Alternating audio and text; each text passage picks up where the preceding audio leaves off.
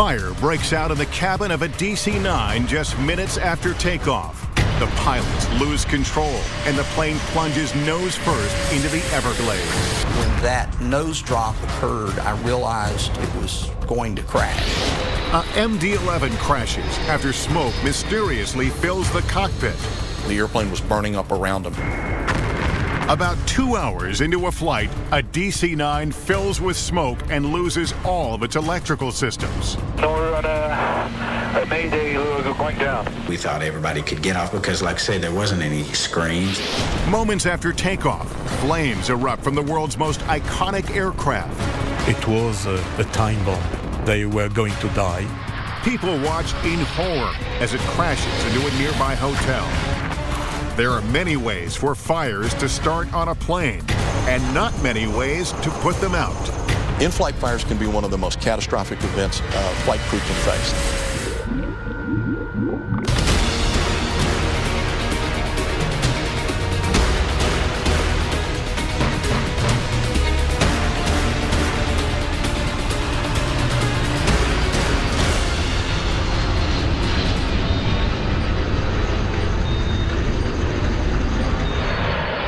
The FAA has found that up to 3 flights a day are diverted due to smoke or fire in flight. While it may be common, it can be one of the most dangerous situations facing any flight crew. The FAA has done extensive testing on in-flight fires, and their research said you may have as little as 20 minutes to get the fire under control, or you may lose control of the airplane. Over the years, aircraft have become heavily protected against fire. Materials are tested for flammability. Smoke detectors are installed throughout. But these precautions are the product of hard lessons. Fires often start in areas of the plane that are not visible to the crew.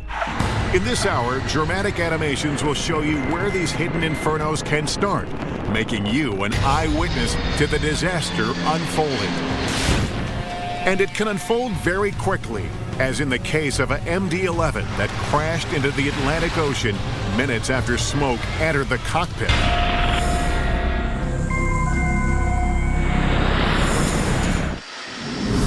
September 2nd, 1998.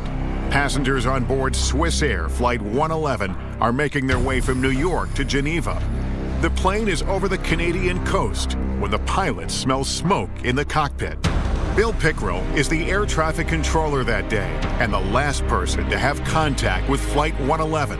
We were at the end of the shift. At approximately 10:15 p.m. local time, we were advised by one of the other sectors in the center that a Swiss Air flight had declared a pan because of smoke in the cockpit.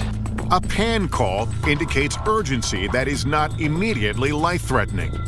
As a precaution, Swiss Air 111 is cleared for an emergency landing at Halifax Airport in Nova Scotia. It appeared initially to be a fairly straightforward operation. The radio transmission was very professional, very calm. There was no indication of a sense of urgency. As they prepare for their descent, the smoke in the cockpit becomes heavier. Amid the growing danger, the pilots are faced with a difficult decision. The pilot advised that they needed to dump fuel. At that point, they were approximately 16,000 feet.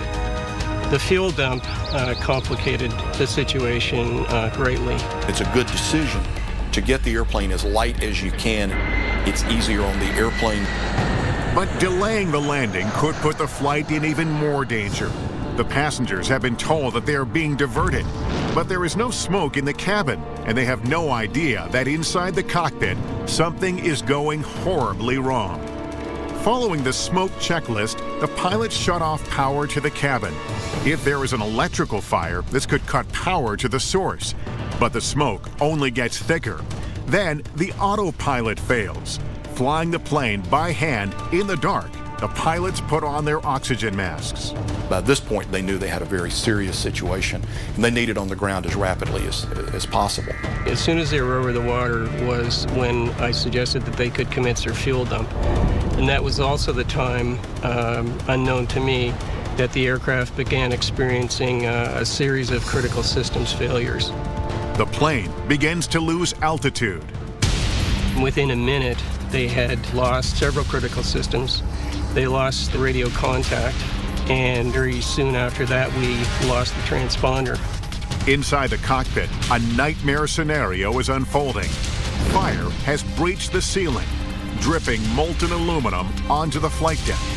They lose control of the plane and plunge into the ocean at 345 miles an hour. The impact is enormous. There are no survivors. The plane shatters, and only small traces remain floating on the surface. The rest disappears into the Atlantic. It is clearly now not a rescue mission, but a recovery mission. Puzzled by the tragedy, investigators are eager to retrieve the wreckage. We knew that if we found the source of that in-flight fire and the fuel that was feeding that in-flight fire, that we would get to the safety issues that we needed to identify. But the answers to questions about how it started and what burned are scattered on the ocean floor. The wreckage was some 185 or 90 feet below the surface of the ocean and spread out, and we didn't know exactly where it was. We didn't know exactly what we were faced with in trying to recover it. The first challenge is to find the black boxes. We managed to go in and locate and recover the 2 black boxes. It was a setback because the fire, in fact, had burned both of those flight data recorder and cockpit voice recorder about 6 minutes before the aircraft actually hit the water. It was pretty disappointing. With no information about the final 6 minutes, investigators are forced to rely on the wreckage for answers.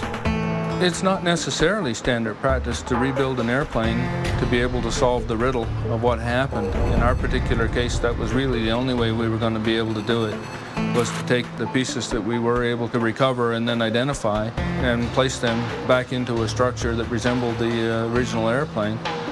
So we could basically look for fire patterns on the burn pieces that we had and then try and trace the fire to its origin. But how could fire breach the cockpit, the most protected area of the aircraft? The answers shocked the aviation industry. We had indications that there was insulation cover material in the airplane that had burned. It didn't look like this stuff should burn at all. But we said very quickly after that this material is what spread the fire, what made it so hot, and in fact what made that airplane crash into the ocean. In 1998, thousands of planes were taking to the skies full of the same insulation. There was fire damage in the area over the flight deck, and this surprised them because there's testing done to ensure that these thermal acoustic blankets do not burn easily, and yet there was fire damage. We took some of this material and touched a match to it, and lo and behold, we discovered that it burned. Not only did it burned completely, and it burned hot, and it burned smoky. Investigators race to find out what ignited the insulation before another aircraft is affected. Coming up, will millions of pieces of wreckage yield answers before it's too late?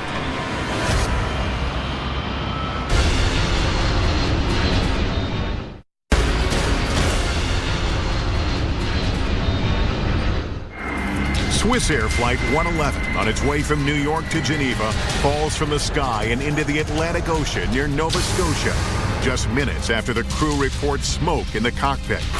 In the search to find out what went wrong, investigators discover that a common aircraft insulation material is a fire hazard. Thousands of planes are refitted with new insulation, and flammability testing is reevaluated. But they still don't know how the fire started and if other aircraft are at risk. When we started to look for potential ignition sources, the very first thing that comes to mind is aircraft wiring. The investigators scour more than 150 miles of wiring for signs of an electrical malfunction called arcing. Arcing events are when electricity jumps from a wire to another piece of metal. It can be another wire, or it can be a part of the airplane or something else. When it does that, it can create a tremendous amount of heat. Finding an arcing event is difficult, and determining if one preceded another is nearly impossible. But 6 months into writing the final report, the impossible happens. We managed to come up with a wire bundle that was in fact involved in the lead event. The investigators identify microscopic points on 2 wires and determined that they were the first to experience a fault. But it's still unclear why they malfunctioned and how they caused the crash. The MD-11 was one of the very early airplanes to have personal in-flight entertainment. And so in the first class cabin area, this system drew a lot of power. And on this type of airplane, it has individual power supplies for the cabin as well as the different parts of the flight deck. When the system was installed into the aircraft, there was not enough power to wire it into the cabin system. So it was wired into the cockpit, drawing power from the same source as the flight controls. Under normal conditions, an in-flight entertainment system arcing event and fire would be controllable because they would be able to shut off electricity to it. Unfortunately, in the case of Swissair 111, they were unable to do that. Wear and tear on the entertainment system wiring created an opening that allowed electricity to jump out, an arcing event. The arc occurred right next to the wires that powered the flight deck's most crucial equipment, setting off a fire that spread across the cockpit attic, burning through the ceiling. The situation, as in the final few minutes of flight, was catastrophic. The airplane's full of smoke. There is evidence of molten aluminum that's being rained down from the fire overhead. The electrical systems are failing, pneumatic systems are failing. One by one, everything that they need to keep the airplane in flight is failing. And they finally lose control of the airplane, and it rolls toward the ocean and accelerates and impacts the ocean at a very high speed. In the wake of the Swissair 111 crash, the airline industry is forced to reevaluate the procedures for in-flight fires. Flammability testing becomes more rigorous. Insulation blankets are manufactured from more flame-resistant materials, and the certification and maintenance of wiring becomes more stringent. The Swissair 111 was a watershed event in how pilots deal with in-flight smoke and fire conditions. After that, pilots recognized how quickly things could go wrong. What makes fire such a lethal threat to aircraft is its ability to start and grow undetected. In some cases, the interiors of the plane are at risk, but a fire that starts outside can be just as catastrophic. Charles de Gaulle Airport, Paris. The Concorde, the world's only supersonic passenger jet, speeds down the runway at 175 miles per hour. Just before the nose wheel lifts, flames erupt from under the left wing. Eyewitnesses see the low-flying plane move unsteadily through the sky, with an inferno trailing behind it. Just 2 minutes after takeoff, the most famous passenger aircraft in the world crashes into a hotel. They were doomed. They fought until the last moment, but they could do nothing.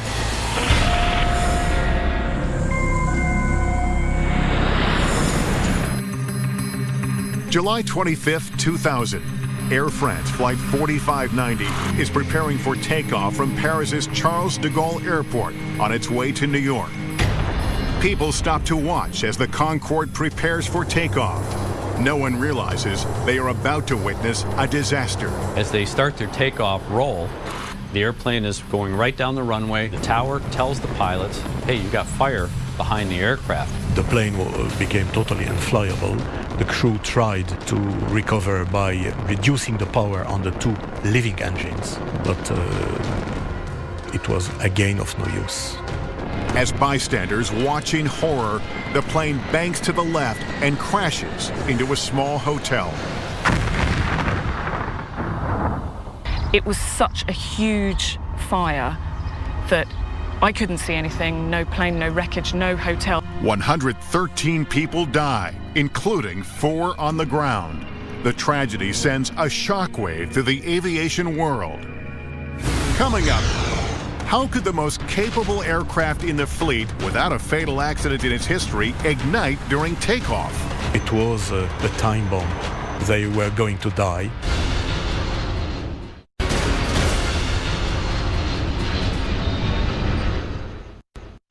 An icon of the aviation world breaks out in flames during takeoff and crashes. It was a scene from hell. It was absolute pandemonium. Immediately after the crash of Air France Flight 4590 outside of Paris, aviation experts and investigators arrived to unearth clues from the smoldering wreckage. Once I was on the scene, I knew that the bodies were not there anymore, but death was everywhere. When the flight data and voice recorders are located, investigators take them in for analysis. The two recorders were not in excellent shape, and especially the data recorder. Initially, we learned not much. Slowly, we began to make a scenario. The crash site is not the only place where investigators look for clues. The runway where the aircraft departed also becomes a focus. The streaks of soot and fuel on the runway indicate a fuel leakage that could have fed the raging blaze. But how did the leak start? We found a part of the tank and small parts of the plane. We found also something which was not from the plane. It was a strip of metal. It was not a part of the Concorde, and it had nothing to do on the runway. How this piece of metal could have contributed to the crash is at first unclear until another crucial clue is discovered. You can think of it as a jigsaw puzzle. And what they found is they reassembled the tire parts that were on the runway, that the pattern matched the piece of metal. So it was consistent with the tire having rolled over this piece of metal. The shape of the damage to the tire clearly matches the shape of the piece of metal found on the runway. Investigators examined dozens of aircraft, trying to find out where the foreign piece of debris could have come from. They found not only the plane, they found the place where the part had been. A Continental DC-10 is found with a wear strip missing. The strip was a reinforcement that came loose when the plane took off shortly before the Concorde. Investigators are confident they have identified a crucial part of the accident sequence. But the question remains, how could a damaged tire lead to a fatal crash? Greg Feith is a crash investigator and a former consultant to Continental Airlines on an unrelated case. At speeds of up to 200 miles an hour, when that tire blew out after striking that piece of metal, it turned to shrapnel, and those small and large fragments of rubber started to strike the bottom of the aircraft. The rubber strikes the underside of the wing, and behind the skin of that wing is a huge fuel tank. When these chunks of rubber hit the bottom of the fuel tank, even though it didn't breach the fuel tank, it sent shock waves that overpressured the tank. In this case, the shock wave created an overpressure system.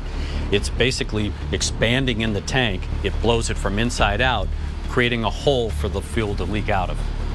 Captured on camera by a passing truck, jet fuel began spewing out of the wing and into the air, where it vaporizes and ignites. Once the fire gets going, there is no way to stop it. As the roll picked up in magnitude, their ability to maintain level flight was degraded and the nose started down. 10 years after the crash, Continental Airlines and 2 of its employees go on trial in Paris for involuntary manslaughter.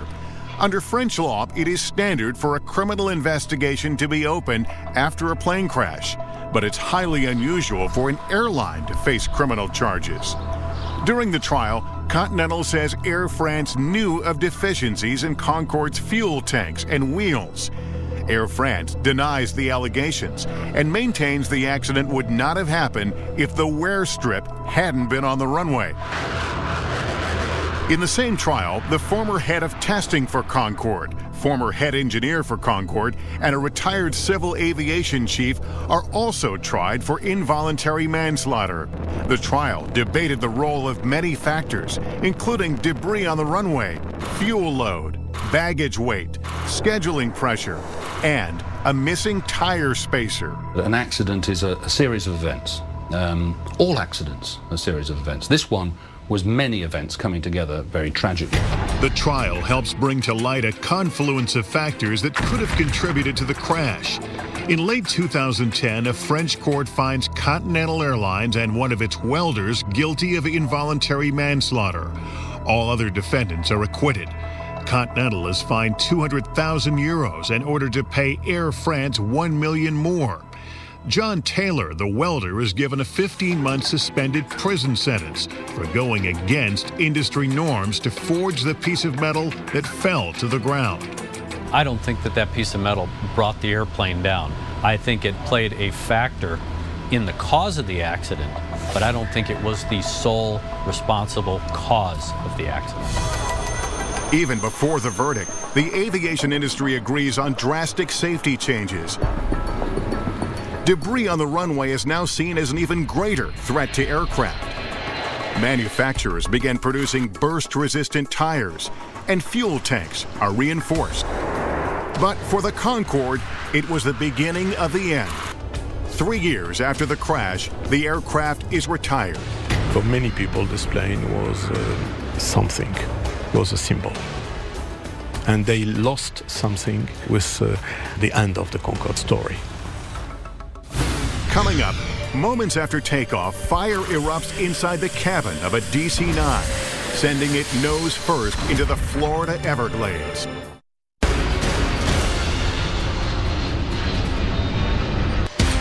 A DC-9 takes off from Miami International Airport and begins its ascent.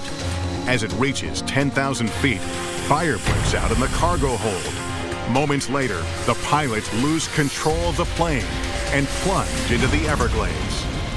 They discovered that it had already burnt up pretty much in the sky.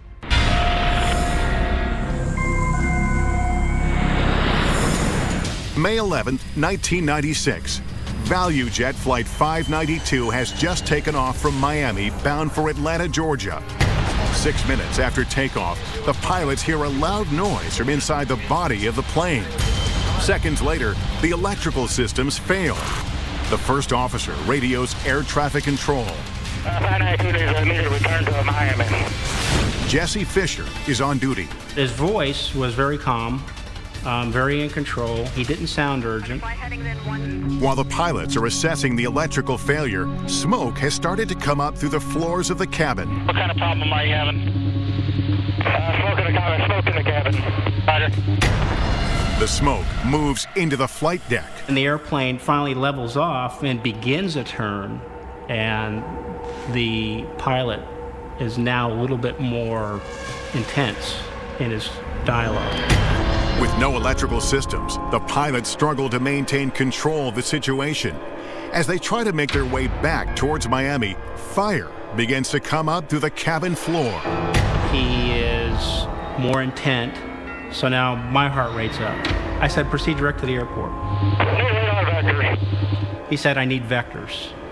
And now in my mind, I'm thinking that's not good. He's got so much smoke, he can't see his instrumentation. Victor 592, turn left heading 140. So I started issuing the vectors, bringing them back around. The turn was real slow coming back toward the airport, but still a lot of airspeed. At about 9,500 feet is when he says, I need the nearest airport.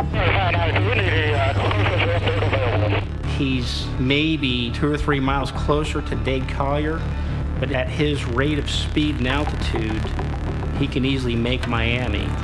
And Miami has services. We have the fire equipment, there's medical. Dade Collier's out in the Everglades, and there's nothing there. Walton Little is fishing in the Everglades and can see that something is going very wrong for Flight 592. When I hear the loud jet noise, I look to my left shoulder. I see a large aircraft, unusually low to the ground. We're like, okay, this is probably going to be a crash on the airport now. I realize that the bank angle is getting steeper and steeper and actually approaches and exceeds 90 degrees, such that it's rolling over on its back. When the plane banks at that angle, the wings can't provide enough lift, causing the plane to lose altitude. If the wings are level, then 100% of the lift is counteracting gravity. When you have it at a 45-degree angle of bank, then only half of it can be counteracting the lift. So that the greater the bank angle, the less available lift there is to counteract gravity, which makes it harder to maintain altitude. Something was changing too rapidly for the radar data to keep up with it. from 9,000 feet. I saw one more hit at 1,000 feet. Now that's bad. That's real bad. That's a rate of descent like a fighter jet. That's 8,000 feet a minute, which is screaming down. When that nose drop occurred, I realized it was going to crash. There is no further communication from the flight. I knew they were down, and it's a helpless feeling. As the aircraft disappeared below the horizon, what appeared immediately afterward was a very large wave of water that rose up like a wave at a beach. All 110 people on board are killed. All right, we will show you a live picture of the crash scene. That area of scorched earth surrounded by water and the green Everglades around it. Very, very little left in terms of wreckage. Investigators spend weeks combing through the swamp looking for clues. As they found more and more of the wreckage and they were able to look in the forward cargo hold, they realized that there was a lot of fire damage in the floor of the fuselage. There was a lot of fire damage and high temperature fire. The fire appeared to have started in the cargo hold, but no one knew how it could have spread. These types of cargo compartments are designed to contain a fire. So why didn't the liner contain the fire? The investigators check records to see what was being transported in the hold. They find mail, 3 tires on their way to another value jet plane, and then something suspicious. They found that there were oxygen generators in there, and they found evidence that some of the generators had been discharged. That suddenly would explain why the containment liner had not worked. Inside the cargo hold, the charred remains of 9 activated canisters are recovered. Oxygen generators use a chemical process to produce oxygen in the event passengers need it during a decompression. According to the NTSB, they were improperly secured for shipping. It turned out it was just very apparently shoddy workmanship. But what causes the fire? According to the NTSB, a disturbance, like a bump on the runway, makes the spring-loaded levers on the canisters hit the tiny charge on the caps. This impact creates a small explosion and starts a reaction inside the canisters. Oxygen is generated and released into the hold. The reaction also produces heat with temperatures of up to 500 degrees Fahrenheit. The combination of heat and pure oxygen creates a voracious fire. Inside the hold, the pure oxygen allows the fire to burn through the liner and up into the cabin, melting the floor beams under the passengers' feet. They discovered that it had already burnt up pretty much in the sky. There was a breakdown there. There was a series of communications breakdown.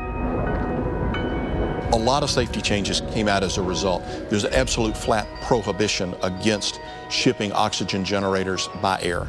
Class D cargo compartments now have the ability to detect a fire. State and federal charges are brought against ValueJet's maintenance contractor, SaberTech. SaberTech ultimately pleads no contest to one state charge of mishandling hazardous waste. The company also faces 24 federal charges, but is convicted of only one, failing to train employees in hazardous materials handling. Before the cases are finished, SaberTech goes out of business. ValueJet is temporarily grounded by the FAA, but goes on to merge with AirTran Airways and is later acquired by Southwest. When you fly, there are so many people that affect your airplane, your safety. Coming up, a passenger smells smoke coming from a lavatory. It was horrible. It was so thick that you couldn't see your hand in front of you. Within minutes, the pilot has to fight to control the airplane on its way to the ground. The smoke was clearing, and then all of a sudden I lost all my electrical power. That's when the crew realized that they had a life-threatening event on their hands.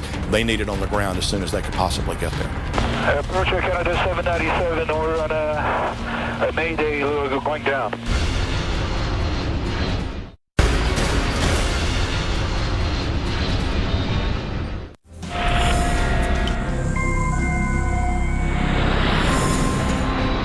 June 2nd, 1983. Air Canada Flight 797 has a normal takeoff and climb to cruising altitude. But about 2.5 hours into the journey, the plane experiences an electrical malfunction. I looked at the breaker. It was out. You were allowed one reset, so I pushed it, but it didn't move. So I didn't consider that a reset. Captain Don Cameron was at the controls that day. Just like old days. For the first time in decades, he is back in the cockpit of a DC-9 at the Canada Aviation and Space Museum in Ottawa. The breakers are connected to the lavatory in the back of the plane. Once they pop out, they cut the flow of electricity to the lavatory motor. The crew responded to that appropriately. There was a problem there, and they left the circuit breakers then extended or popped so that it would deprive power to that component, eliminating any potential future problem. Unfortunately, Flight 797's problems are just beginning. I think it was about an hour and a half into the flight that there was some commotion in the back of the plane. I remember seeing one of the flight attendants take a fire extinguisher to the back.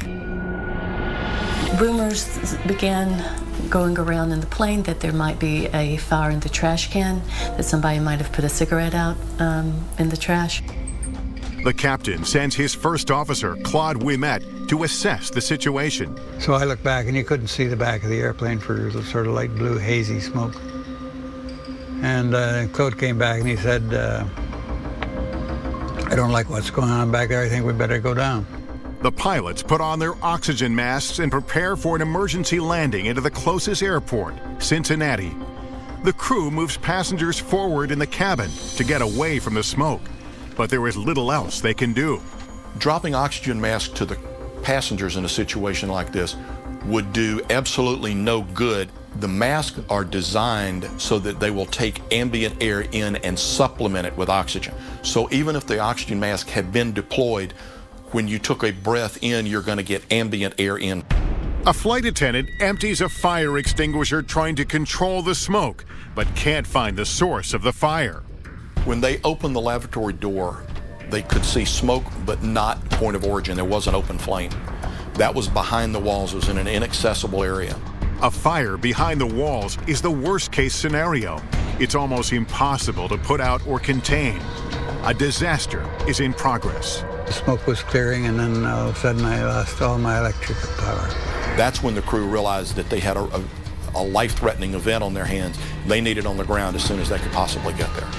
Approach Canada 797, we're on a mayday, going down. Moments later, dense smoke begins to come through the cabin walls. Roger, do you have time to give me the nature of the emergency? We have a fire in the back washroom, and we're filling up with smoke right now. Filled the cabin very quickly. I would say 10 to 15 minutes. It was horrible. It was so thick that you couldn't see your hand in front of you. You could feel your lungs and your throat burning from the sensation of breathing in. I suggested that we put our heads lower. In firefighting school, we learned that the lower you got, the more that you could be below the smoke. With low visibility and few remaining control or navigation systems, Captain Cameron is flying almost blind. We have no heading, we have no instrument, all we have is an horizon right now. I would have been right up close like this with my eyeball, maybe 3-4 inches away from the window on the left side. At this point, you know you got something serious. When you got the thing lit like a Christmas tree, I didn't think about what was burning or what had happened. I just knew that something serious had happened. Can advise people on the ground there, we're going to need fire trucks. The trucks are standing by for you, Air Canada. Can you give me a number of people and amount of fuel? We don't have time. It's getting worse there. You could definitely feel when we started to descend, because it was a real dramatic, quick decline. I definitely questioned whether or not we would make it safely to the ground. That's when my fear was probably peaked. The captain is now completely relying on air traffic control to guide him down to the airport. Roger, you're 14 miles southeast of the airport. Continue your left turn. All right, sir. Present heading is taking you to the field. He would tell me to turn right until he told me to stop. He was faced with not being able to see his airspeed, to not be able to see what few instruments he had. It was a very difficult situation to fly. Where's the airport? 12 o'clock and 8 miles. As we came in, the airplane wanted to go faster, so it was pitching over, and then you had to stop it with a pull force. Air Canada 797, you are clear to land on runway 27 left. We're clear to land, we don't see the runway. After a strenuous descent, the captain finally gets the airport into view. Here we have the airport. 4 miles, I think I saw the airport in front of me. The runway was almost lined up perfectly. The landing is rough. As the plane slams into the ground, all 4 tires explode from the pressure. Although it was a very hard landing, it wasn't rocky. We came to a firm stop. But the passengers and crew are not out of danger. Coming up, as passengers try to escape the smoke, the plane bursts into flames. It looked like an inferno.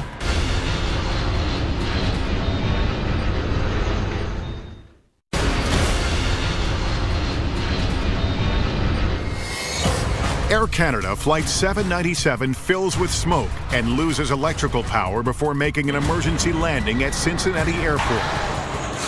Passengers are desperate to escape the deadly fumes.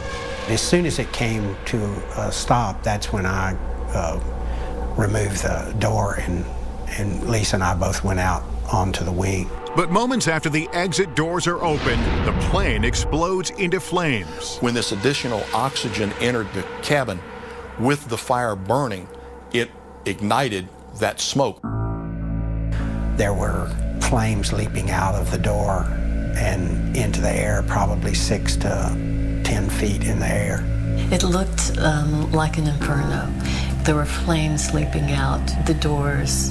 There was smoke all around it. And that's when we knew that we needed to get off the wing, because I knew that fuel was in those wing tanks, so I knew that we needed to get off.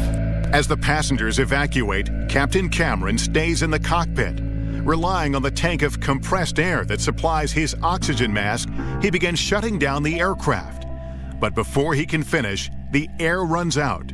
I couldn't breathe, so I tore the mask off and opened the window, and I saw somebody on the wing. So I thought, good, the evacuation is going well, and then I tried to get out myself, and I couldn't move. Captain Cameron loses consciousness. Firefighters have to spray him with foam to revive him. It was ice cold and it tasted like soap. And the next thing I remembered, I was hanging from the windowsill with my right hand, and I let myself go and I fell down. But for some passengers, it's too late. There were 46 people on board the plane. Half of them were killed.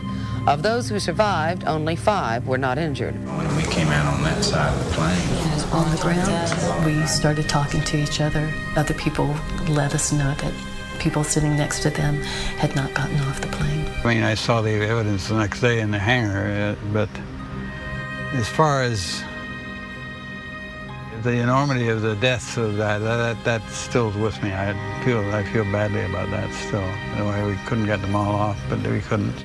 we thought everybody was off. We thought everybody could get off because, like I said, there wasn't any screams. There wasn't any noise coming from the plane, so you felt that everybody was under control and was getting off.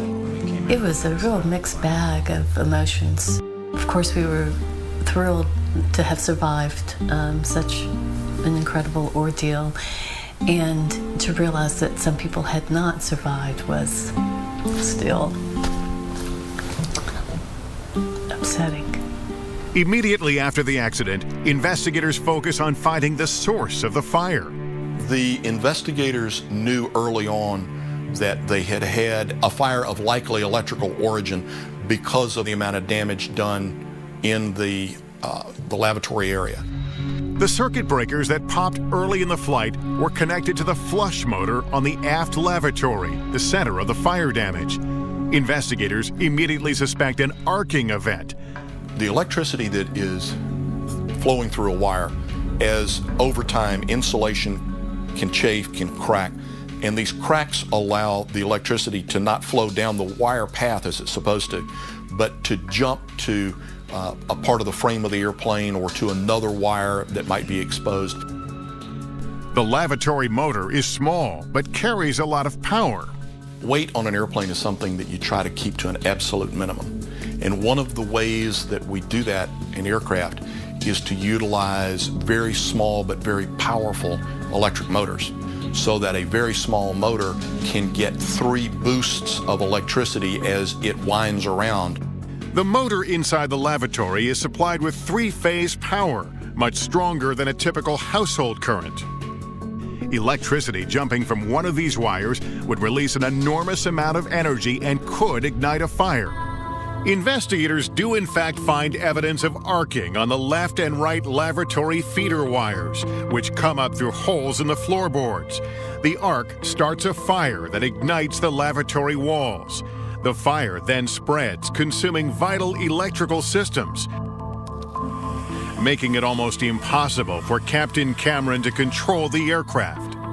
It became suddenly very hard to fly. It was nose heavy because the stabilizer trim had failed. His arms would have been very, very, very tired by the time that he got on the ground. He had expended a lot of physical energy just to keep control of the airplane. He did a really good job. He's a seriously good aviator. Air Canada says the plane met all existing safety standards. The question now is whether those standards should be made tougher. With extensive evidence from the aircraft and detailed accounts from the flight crew and passengers, the aviation industry learned some hard lessons. We changed dramatically the composition of aircraft interiors and seats to be more tolerant of an onboard fire condition. One additional lesson learned was how important floor lighting is to aid passengers in locating ways out of the airplane, where the exits are and the path to get there. Would I get back on an airplane? Yes, I would. And especially if I had that crew, I'd be no problem whatsoever. All a fire needs to start is oxygen, fuel, and ignition, and all 3 are in plentiful supply on board aircraft. The airline industry has learned hard lessons about in-flight fires. The technology and protocols developed in the wake of these tragedies have made it harder for fires to get out of control. And while smoke and fire may continue to ground flights daily, they are less likely to result in the catastrophic failures of the past.